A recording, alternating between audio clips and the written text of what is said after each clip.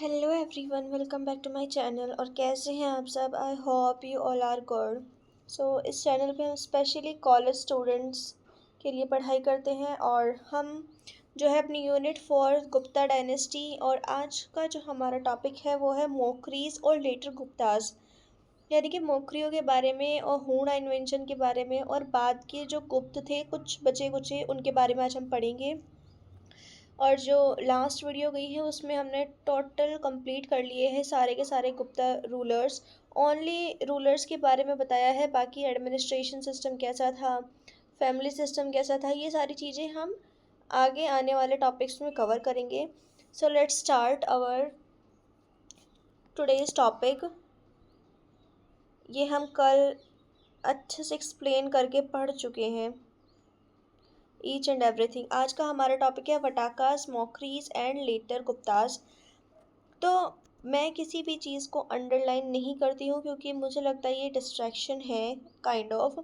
सो without underline के ही ऐसे अच्छे से दिखाई देता है। So let's start our topic the Vakatakas. तो वटाकास का ओरिजिन कहाँ से हुआ?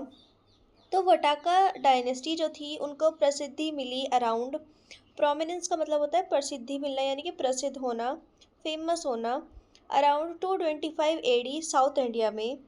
जब गुप्ता डायनेस्टी पावरफुल थी नॉर्थ इंडिया में, तब वटाका डायनेस्टी का राइज कहाँ पे हुआ? साउथ इंडिया में। वटाकास पावरफुल थे दक्कन रीजन में। जब सातवाहन एंड हुए, यानी कि जब सातवाहन का जो रूल है वो एंड हो गया, तब अब्रीश, शतकर्णीज, इन सब ने जो है अपने अपने इंडिपेंडेंट स्टेट्स बसा लिए, जैसे कि वेस्टर्न महाराष्ट्र, मध्य आंध्र और साउथ कर्नाटका। उनके जो चीफ श्रीशोम थे उन्होंने अपने आप को इंडिपेंडेंस डिक्लेयर कर दिया अराउंड 225 एडी में, और परफॉर्म किया एक शक्ति यज्ञ, यानी कि हम सब एक है और इंडिपेंडेंट है। वटाकास ने इस चीज़ का एडवांटेज उठा लिया और अपने आप को जो है पावर में वो ले आए वेस्टर्न और सदर्न इंडिया में। क्योंकि अभी देखो, अब वो इतने सारे अलग अलग अलग अलग अपना किंगडम लेके बैठे हैं, तो वटाकास ने इस चीज़ का फ़ायदा उठाया, फटाफट से उन सारों को घेर लिया जाके। ओरिजिन जो इनका प्लेस है कि ये कहाँ से उठ कर आए, ये थोड़ा सा डिबेटेबल पॉइंट है, क्योंकि 3rd सेंचुरी इंस्क्रिप्शन में लिखा हुआ है कि जो वटाकास है वो आंध्र से आए थे। कुछ स्कॉलर्स उनको लिंक करते हैं पन्ना रीजन जो मध्य प्रदेश का है। पन्ना वहाँ पे है, रिवर है एक, कि वो आए थे पन्ना रीजन से। कुछ स्कॉलर्स उनको बुंदेलखंड वाला जो रीजन है उससे कनेक्ट करते हैं। पुराण उनको वटाकास से कनेक्ट करते हैं जो ईस्टर्न मालवा रीजन है। मतलब इनका जो प्लेस है, ओरिजिन प्लेस है, ये थोड़ा सा डिबेटेबल पॉइंट है, इसलिए इसके 4 पॉइंट्स हैं, हम ये चारों याद रखेंगे। कुछ स्कॉलर उनको लिंक करते हैं पन्ना रीजन के साथ, कुछ बुंदेलखंड के साथ, पुराण उनको लिंक करते हैं वटाकास के साथ, और 3rd सेंचुरी इंस्क्रिप्शन कहता है कि जो वटाकास थे वो आंध्र से आए थे। वटाकास की कास्ट क्या थी? विंध्य शक्ति उनके फाउंडर माने जाते हैं। और उस इंस्क्रिप्शन के अकॉर्डिंग, कौन सा इंस्क्रिप्शन? 3rd इंस्क्रिप्शन के अकॉर्डिंग विंध्य शक्ति ब्राह्मण थे बाय कास्ट। इम्पॉर्टेंट रूलर्स कौन कौन से थे? तो विंध्य शक्ति जो फाउंडर रहे वटाकास के, उन्होंने 255 एडी में रूल किया, जो हमें कहाँ से पता चलता है? इंदिरा इन इंस्क्रिप्शन से पता चलता है। उसके बाद में प्रवरसेना फर्स्ट, जो बहुत ही ज़्यादा पावरफुल और अर्ली वटाका किंग था, उसने बहुत से यज्ञ जो है परफॉर्म किए। फिर रुद्रसेना सेकंड, जिसकी शादी किससे हुई? प्रभावती से हुई, जो गुप्तों की डॉटर थी, चंद्रगुप्त सेकंड की जो डॉटर थी। इससे क्या हुआ? जो वटाकास थे वो गुप्तों के और क्लोज आ गए। जो प्रभावती है उसने अपने हस्बैंड की डेथ के बाद एक एजेंट के जैसे, सॉरी, रीजेंट के जैसे रूल किया, यानी कि उस टाइम पे वुमेंस की भी पॉलिटिकल पावर होती थी। अब गुप्तों ने सोचा कि भाई अब इसका हस्बैंड तो रहा नहीं, अब ये रूल करेगी, तो उसने गुप्तों की हेल्प से, अपने बाप और अपने भाई की हेल्प से जो है रूल किया। हरिसेना एक लास्ट ग्रेट वटाका किंग था जिसने अजंता केव की पेंटिंग को फुल्ली कंप्लीट कर दिया। अब वटाकास का रिलेशनशिप कैसा था गुप्तों के साथ में? तो जो चंद्रगुप्त थे उन्होंने अपनी बेटी प्रभावती की शादी की वटाकास किंग में, जिसका नाम था रुद्रसेना सेकंड। ये जो मैट्रिमोनियल अलायंस है ये दो बड़े बड़े एम्पायर को क्लोज ले आया। रुद्रसेना की अर्ली डेथ की वजह से जो प्रभावती गुप्ता है उसने रूल किया, और इस चीज़ ने इफेक्टिवली चंद्रगुप्त सेकंड को इनडायरेक्ट कंट्रोल दे दिया पूरी की पूरी वटाका टेरिटरी पर। क्यों? क्योंकि वो उसकी बेटी थी और उसी की हेल्प से जो है वो पूरी की पूरी वटाका टेरिटरी पर रूल करती थी। कौन? प्रभावती। उनका ग्रेटेस्ट कंट्रीब्यूशन क्या रहा अजंता केव पेंटिंग्स में? तो वटाकास बहुत बहुत बड़े पेट्रॉन्स थे अजंता केव आर्ट के। जो मोस्ट ऑफ अजंता पेंटिंग है वो वटाका पेट्रोनेज यानी कि वटाकास के शासनकाल के अंदर ही कंप्लीट हुई है। जो हरिसेना का जो शासनकाल है वो दिखाता है कि इस टाइम पे जितनी भी अजंता पेंटिंग थी वो बिल्कुल कंप्लीट हो चुकी थी। ये पेंटिंग कंसीडर की जाती है masterpiece of Indian art. This is a very biggest thing. Total 29 caves है अजंता में, जो हमें कब पता चला? 1819 एडी में पता चला। इनमें से जो 3 केव्स है वो कंसीडर की जाती है कि गुप्ता पीरियड की है। Cave number 16 is 65 feet long and equally wide with 16 pillar and 6 room. जो 16 वाली जो केव है वो 65 फीट लॉन्ग है और मतलब उतनी ही वाइड है जितनी बाकी है। बाग केव्स इन ग्वालियर, जो ग्वालियर में जो बाग केव्स है वो भी दिखाता है वटाका आर्ट को। अब इनका डाउनफॉल कैसे हुआ ये इतना इंपॉर्टेंट नहीं है। Cave number 16 if you want you can miss it. Downfall कैसे हुआ? तो हरिसेना के बाद में, Harisena is the last ruler of Vakatakas. तो हरिसेना के बाद में कोई भी स्ट्रॉन्ग रूलर जो है नहीं आ पाया। तो जो वटाका जो किंगडम है वो धीरे धीरे दूसरी राइजिंग पावर में जो है मर्ज होना स्टार्ट हो गया, यानी कि किसी टेरिटरी पर किसी और ने कब्जा कर लिया, किसी पे किसी और ने कर लिया, किसी पे किसी और ने कर लिया। अब मोखरीज पावर में आए जब गुप्ता एम्पायर डिक्लाइन हो गया। वटाकास जब नॉर्थ इंडिया में गुप्त थे और साउथ इंडिया में कौन थे? वटाकास थे, यानी कि वो पैरेलली राइज हुए थे, लेकिन ये गुप्तों के बाद में राइज हुए 6th सेंचुरी एडी में। ये ओरिजिनली जो है फ्यूडेटरीज थे, समान थे, यानी कि स्मॉल रूलर्स थे गुप्तों के अंडर जो काम कर रहे थे। इनकी जो कैपिटल थी वो थी कन्नौज, जो आज का उत्तर प्रदेश है,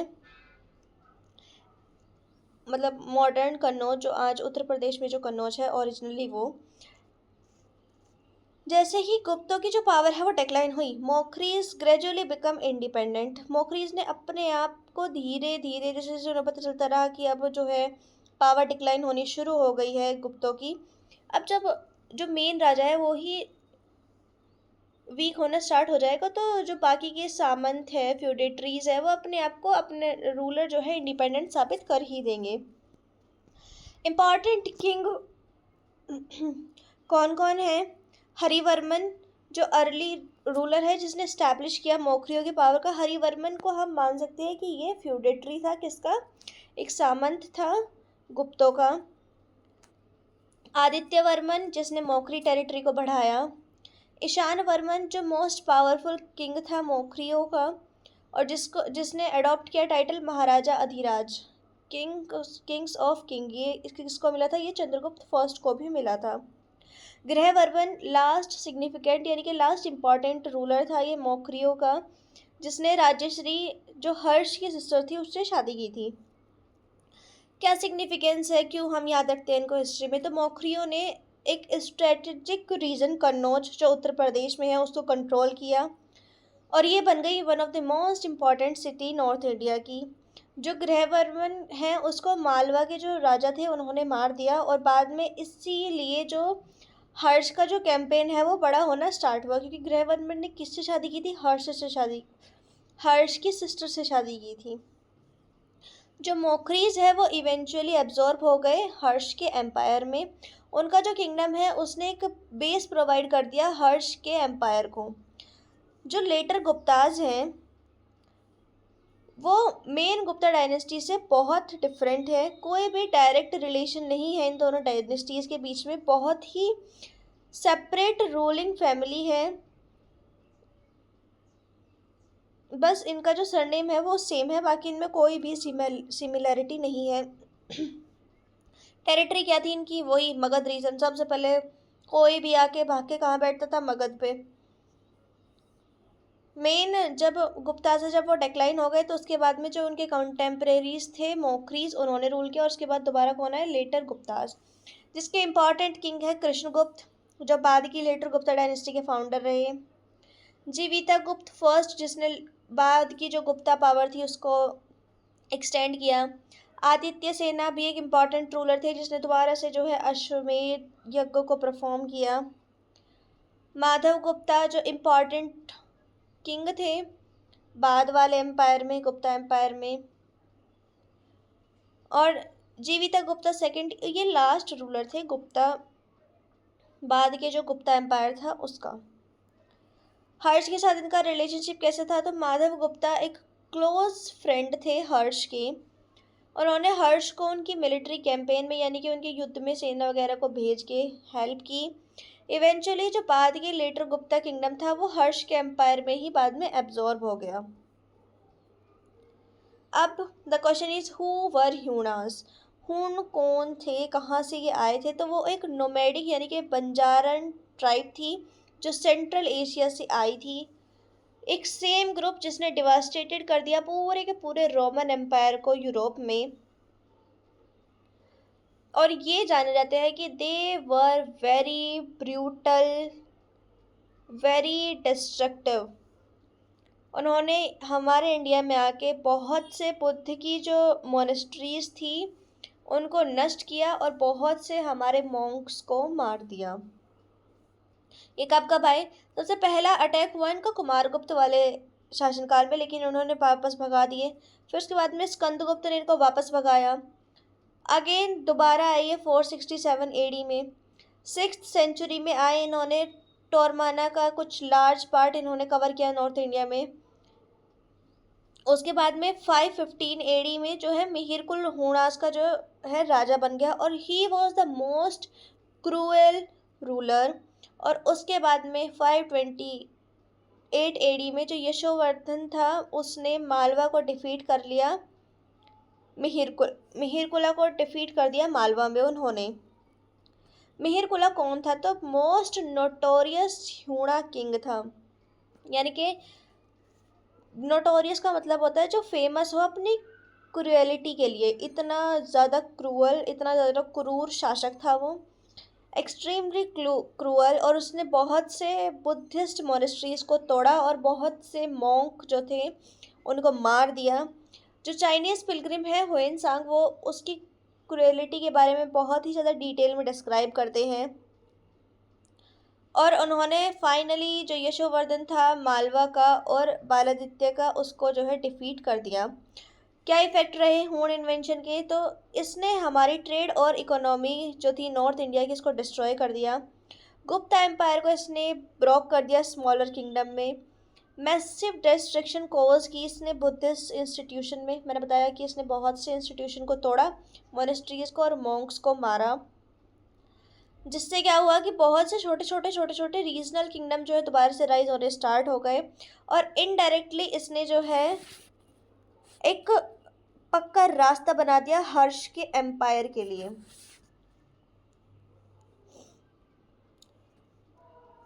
सोशल और इकोनॉमिक और रिलीजियस लाइफ कैसी थी गुप्ता पीरियड में।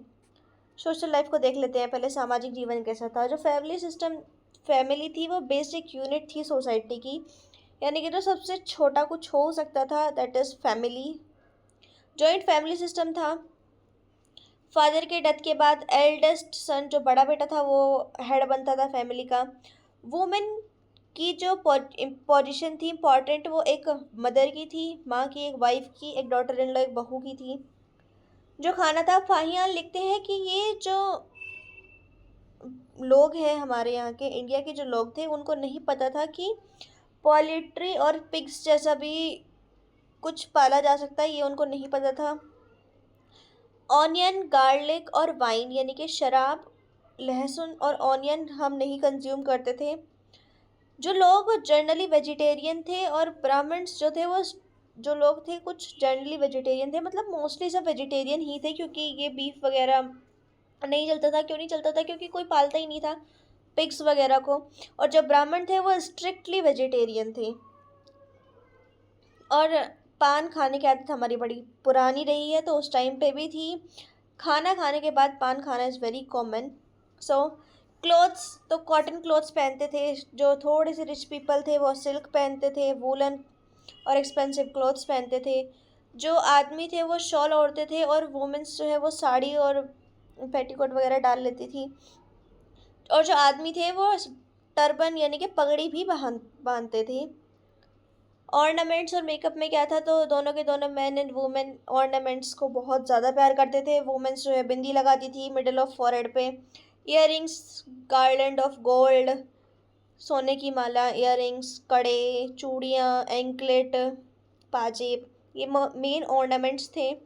जो अजंता पेंटिंग्स है वो भी दिखाती है कि जो अगर आपने देखा हो 12th क्लास में जो पेंटिंग्स जितनी भी, सब ने ऑर्नामेंट्स पहन रखे हैं एक तरफा, फाइन आर्ट्स की बुक में जो दी हुई है। और जो आदमी थे वो परफ्यूम और फ्रेगरेंसेस वगैरह भी लगाते थे उस टाइम पे। एंटरटेनमेंट के लिए म्यूज़िक था, डांस काफ़ी पॉपुलर था। Actors, magazine, singer, dancers, entertainers थे। इस तरह से तो नहीं जैसे आज के टाइम पे होता है, पर उनका होता होगा उस टाइम पे कुछ। और प्ले भी ऑर्गेनाइज किए जाते थे थिएटर में। अब थिएटर ऐसा तो नहीं जैसे आज के टाइम पे होता है, लेकिन उस टाइम पे प्ले को बोलते थे कि सांग हुआ है। एनिमल फाइट एक फॉर्म था एंटरटेनमेंट का। वर्ण सिस्टम कैसा था? जो रूल थे वो वर्ण सिस्टम बहुत ही ज़्यादा स्ट्रिक्ट था। इंटरकास्ट मैरिज जो है ऑफिशियली अलाउड नहीं थी, आज भी बहुत ही कम है, बट हो जाती थी। ब्राह्मण का जो पोजीशन थी वो बहुत ज़्यादा हाईएस्ट थी। क्षत्रिय जो थे वो एडमिनिस्ट्रेशन, लड़ाई झगड़ा और रिलीजन की प्रोटेक्शन करते थे। वैश्य जो थे वो व्यापार करते थे, एग्रीकल्चर, एनिमल हस्बेंड्री। शूद्र जॉइन मिलिट्री को ज्वाइन करता था, लेकिन फिर भी उनको जो सोसाइटी में जो पोजीशन है वो लो कैटेगरी की मिली हुई थी। और वर्ण जो चेंज हुआ वो भी, अगर मतलब किसी को अपना वर्ण जो कास्ट है वो चेंज करनी हो तो वो कर सकता था। ये भी अलाउ कब हुआ? गुप्ता पीरियड में। तो इस चीज़ को हम याद रखेंगे, वर्ण सिस्टम चेंज करने का अलाउ कब हुआ? In the Gupta period. Marriage system कैसा था? शादी वगैरह, इंटरकास्ट मैरिज जो है वो प्रैक्टिस होनी स्टार्ट हो गई थी अब, तब से चलती हुई आ रही बात, लेकिन अब तक समझ नहीं आई। अपर कास्ट जो मैन थे वो भी लोअर कास्ट वुमेन से शादी कर लेते थे। रिवर्स भी हो जाता था, यानी कि जो लोअर कास्ट मैन है वो अपर कास्ट वुमेन से शादी कर लेता था। मिक्स कास्ट रिलीजन पर born due to intercaste marriage. अब जब इंटरकास्ट मैरिज होनी स्टार्ट हुई तो मिक्स कास्ट चिल्ड्रन भी होने शुरू हो गए। वुमेन की क्या स्टेटस थी? तो अब जो है, अब तक वुमेन का स्टेटस बहुत अच्छा था, लेकिन अब जो वुमेन है उसको एक ऑब्जेक्ट ऑफ लग्जरी की तरह देखना शुरू हो गया था। अब इन वुमेन्स की जो कंडीशन थी वो डिक्लाइन होनी शुरू हुई। ऑल्दो कोई भी वैदिक एजुकेशन ऐसा प्रेस्क्राइब नहीं करती है कि तुम औरत को एक लग्जरी की तरह सजा के रखो, लेकिन फिर भी उनको इनफ एजुकेशन नहीं मिल पाई। लेकिन जो अपर क्लास वुमेन्स थी रॉयल फैमिली की, वो एजुकेटेड भी थी और स्किल थी आर्ट्स में। और वुमेन्स के पास राइट था प्रॉपर्टी का, किसी भी गवर्नमेंट वर्क में वो पार्टिसिपेट कर सकती थी। वटाका की जो क्वीन थी Prabhavati, who is the daughter of Chandragupta second, उसने भी इंडिपेंडेंटली रूल किया। सती प्रथा स्टार्टेड इन गुप्ता पीरियड। इस चीज़ को हम याद रखेंगे कि जो सती प्रथा है वो गुप्तों के शासनकाल में ही शुरू हो गई थी। और पर्दा सिस्टम का एविडेंस ऐसा कुछ हमें नहीं मिलता है कि उस टाइम की औरतें जो है पर्दा पर्दा करती थी या नहीं। इकोनॉमिक लाइफ कैसी थी गुप्ता पीरियड में? तो फाहियान लिखते हैं कि जो पीपल है वो बहुत ही ज़्यादा खुश हैं, बहुत ज़्यादा प्रॉस्पीरियस हैं। जो इकोनॉमिक कंडीशन है वो बहुत ज़्यादा स्ट्रॉन्ग थी। एग्रीकल्चर एक प्रोग्रेसिंग और साइंटिफिक मेथड से जो है प्रोग्रेस कर रहा था। कैनाल्स, कुएं, पॉन्ड्स, लेक्स ये भी बनने स्टार्ट हो गए थे इरिगेशन के लिए, सिंचाई के लिए। एग्रीकल्चरल लैंड का जो मेजरमेंट है उसको भी प्रैक्टिस करना स्टार्ट हो गए थे, यानी कि अब कि ये ज़मीन मेरी, ये ज़मीन मेरी, इस तरह से चीज़ें होनी स्टार्ट हो गई थी। जो फार्मर्स थे उनको गवर्नमेंट के असिस्टेंस मिलने शुरू हो गए थे। जो ऑफिसर्स थे उनको कहते थे हम महाकश्यप पतलिक और कार्निक ये अपॉइंट किए जाते थे एग्रीकल्चरल सुपरविजन के लिए, यानी कि देखने के लिए। एग्रीकल्चर जो टैक्स था वो 16 to 25% था प्रोड्यूस का, यानी कि अगर 100% खेती हुई है तो उसमें से 16 से 25% हमें मतलब वो सरकार को जाता था। जो ऑफिसर्स थे ध्रुवीकरण उसको टैक्स कलेक्ट करने का जो है काम दिया जाता था। ट्रेड कैसा था, तो free and open trade system exist करता था उस टाइम पे, यानी कि कोई भी ट्रेड कर सकता था। ट्रेड किया जाता था लैंड और वाटर रूट्स के द्वारा। कोई भी फियर नहीं था उस टाइम पे चोरों का। ताम्रलिप्ति एक मेजर पोर्ट था उस टाइम पे। भरूच एक अनादर मेजर पोर्ट था। जो मेजर ट्रेड सेंटर थे वो ये थे Pataliputra, Ujjain, Vaishali.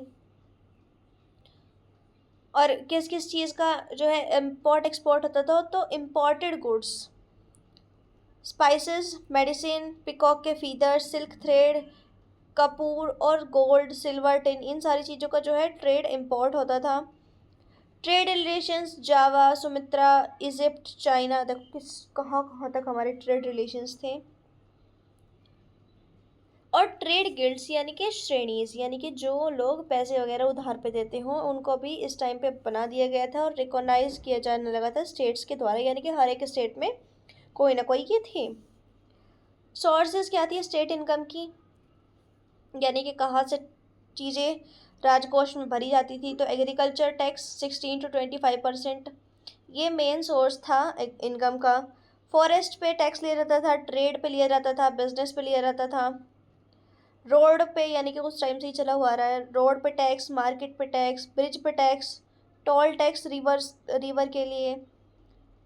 Property of childless people went to state, यानी कि जिस कपल को चाइल्ड नहीं होता था तो उनकी जो प्रॉपर्टी है वो ऑटोमेटिकली किसकी हो जाती थी, गवर्नमेंट की। जो इनकम है वो स्पेंड की जाती थी आर्मी पे, यानी कि इतना सारा पैसे इकट्ठा करके करेंगे क्या, तो वो कहाँ स्पेंड होता था वो पूरा का पूरा पैसा salaries of officials, education, temple, donation Brahmins को देने के लिए।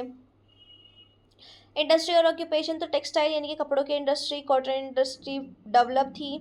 क्राफ्टमैन भी बहुत ज़्यादा, वीविंग यानी कि डाई करने में, बुनने में और क्लोथ्स में प्रिंट करने के लिए बिल्कुल स्किल्ड थे। क्ले, मेटल और वुड आइटम्स का डेली यूज़ में बहुत ज़्यादा यूज़ था। उस टाइम पे diamond cutting, oil, fragrance, sculpture, मूर्ति, टेम्पल्स, इन सब की भी इंडस्ट्री जो है एग्जिस्ट करती थी। क्राफ्टमैन ऑर्गेनाइजेशन जो थे वो पूरा पूरा गवर्नमेंट का सपोर्ट उनको मिलता था और रिकॉग्नाइजेशन भी मिलती थी, पहचान भी मिलती थी। जो करेंसी थी गुप्ता के टाइम पे वो प्योर गोल्ड की बनी हुई थी। ये प्रूफ है कि उस टाइम की जो इकोनॉमी थी वो बहुत ही ज़्यादा स्ट्रॉन्ग थी। सिल्वर और कॉपर के कॉइन भी एग्जिस्ट करते थे और जो कौड़ीज थी वो सबसे ज़्यादा स्मॉल इंटरेक्शन था, यानी कि पैसों की सबसे छोटी इकाई थी कौड़ी।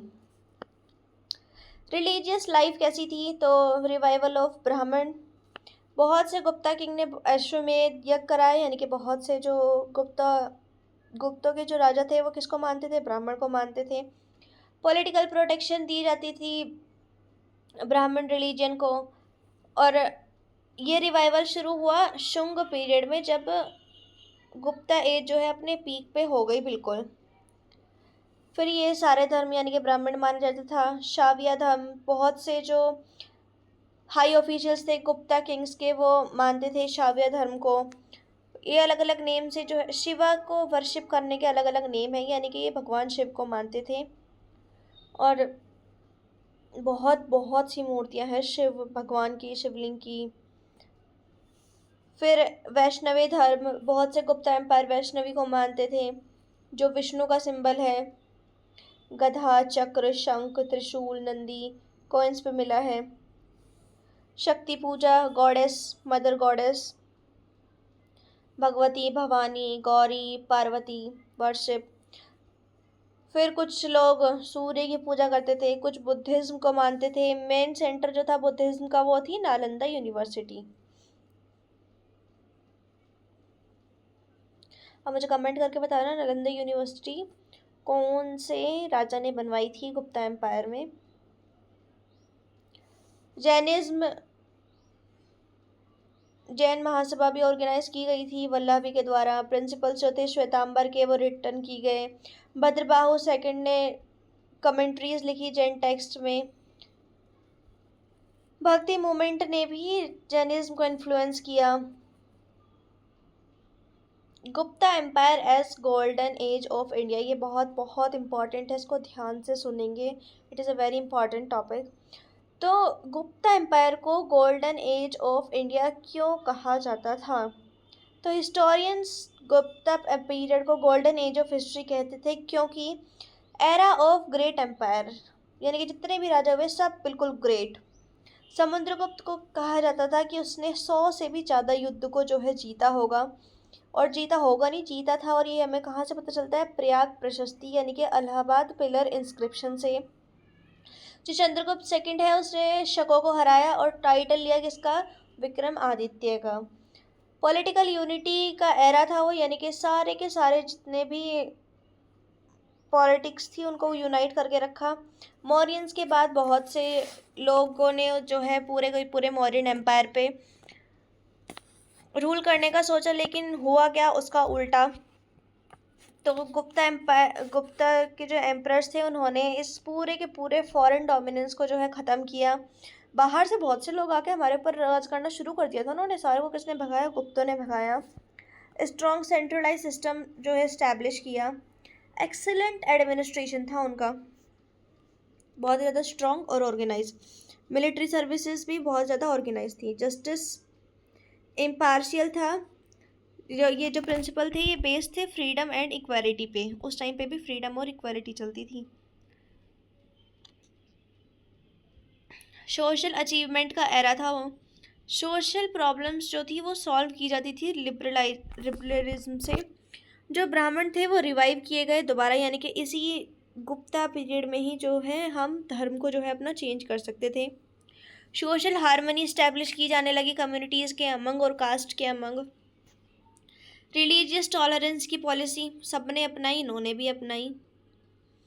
कल्चरल यूनिटी, कल्चर की भी यूनिटी थी। इकोनॉमिक प्रॉस्पेरिटी क्यों हुई? क्योंकि उन्होंने शकों को हराया, ट्रेड रूट्स पे अपना कब्जा कर लिया, और जो ट्रेड रूट्स है वो जब चलेंगे तो और ज़्यादा इकोनॉमिक फ़ायदा होगा हमें। और इसका सबसे ज़्यादा स्ट्रॉन्ग एग्जांपल क्या है कि उस टाइम पे जो है गोल्ड कॉइन चलते थे, और जो कॉडीज थी वह स्मॉलेस्ट करेंसी थी बिल्कुल। लिटरेरी एक्सीलेंस, क्योंकि नवरत्न थे उनके कोर्ट में तो हर एक चीज़ पे बराबर काम हुआ है। Era of art and development, architecture पे, कला, पेंटिंग, मूर्ति, म्यूज़िक, डांस, हर चीज़ बिल्कुल उनके टाइम में फ्लरिश करती थी। फेमस एग्जाम्पल क्या क्या है? देवगढ़ टेम्पल, भीतरगांव टेम्पल, अजंता की केव्स वेरी फेमस। अजंता की जो पेंटिंग है वो मास्टरपीस है इंडियन आर्ट का। साइंटिफिक प्रोग्रेस का भी वो एक एरा था। आर्यभट्ट फेमस मैथमेटिशियन उनके दरबार में थे। उन्होंने बताया कि जो अर्थ है वो रोटेट करती है अपने एक्सिस पे। पाई की वैल्यू बताई। वरामिहिर फेमस एस्ट्रोलॉजर जिसने क्या लिखा? लघु जटाका, वृहट जटाका। ब्रह्मगुप्त एक फेमस एस्ट्रोलॉजर थे। वाघभट्ट एक एक्सपर्ट थे आयुर्वेद में।